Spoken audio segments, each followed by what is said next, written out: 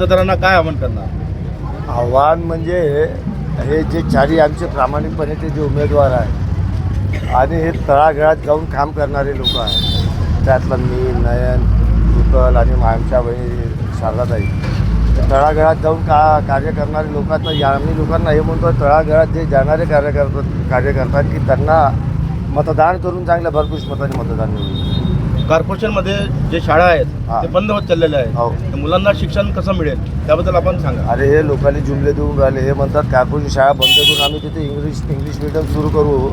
आता ज्या महानगरपालिकेच्या शाळा होत्या तिथे 1 ते 12वी वर्गापर्यंत साने गुरुजीमध्ये तिथे ज्युनियर कॉलेजसुद्धा होतं, तिथं ते सुद्धा बंद करून त्यांनी जॉन ऑफिस आणलं.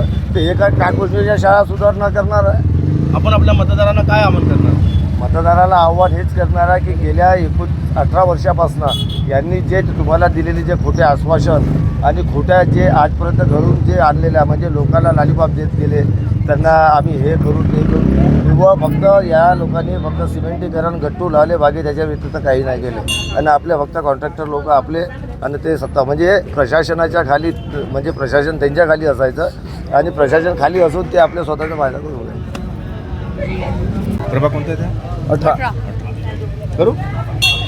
आपण प्रभाग 18मधून उमेदवार आहात, आपण आपल्या मतदारांना काय आवाहन करणार?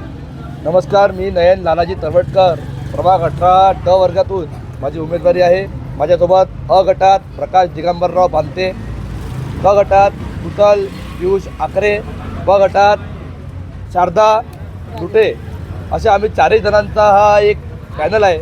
आणि प्रभाग 18 म्हणजे हा काँग्रेसचा गड राहिलेला आहे आणि आम्ही 4 उमेदवाराच्या नेतृत्वाने या प्रभाग 18च्या सन्माननीय जनतेच्या आशीर्वादानं येत्या 16 तारखेला प्रभाग 18मध्ये काँग्रेसचा झेंडा आणि गुलाल हा आम्ही खेळणार आहोत. ताई, तुम्ही काय मेसेज द्याल आपल्या मतदारांना? मी मतदारांना इतकंच सांगेल की आता कुठल्याही प्रलोभनमध्ये पडू नका आणि मागील 15 वर्षात जे महानगरपालिकेची अवस्था झालेली आहे ती बघा आणि मगच मतदान करा. आपल्या मुलांकडे बघा, मुलांचं महानगरपालिकाचे जे शिक्षण शाळा बंद झालेले आहे, महागाई शिक्षणामध्ये वाढलेली आहे, तर मुलांकडे बघा, सिलेंडर बघा, त्याच्यानंतर पाण्याचं बिल बघा आणि मगच मतदान करायला जा.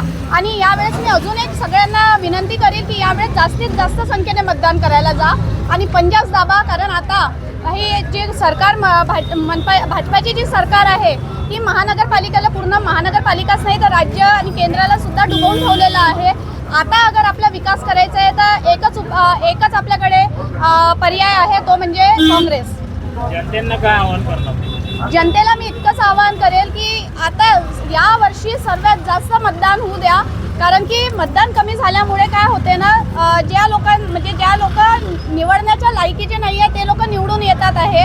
तर म्हणून जास्तीत जास्त संख्येने आणि स्पेशली महिलांनी जास्तीत जास्त संख्येने आपण काय करतो, घरचे कामं आवरून आपण मतदान करायला जातो. परंतु मी म्हणेल सगळ्यात आधी हे आपण एक त्योहार म्हणून आपण सेलिब्रेट करू आणि सगळ्यात अगोदर आपण मतदान करायला जाऊ, ही मी सर्वांना विनंती करते. पकडा नको. मी 18 ब मधली सौ शारदा राजेंद्र लुटे आहे. मला पक्षाने तिकीट दिली आहे, तर त्याच्याबद्दल आपण म्हणजे काम करण्याची संधी दिली आहे, तर त्या संधीचं मी सोनं करेन एवढं सांगतो.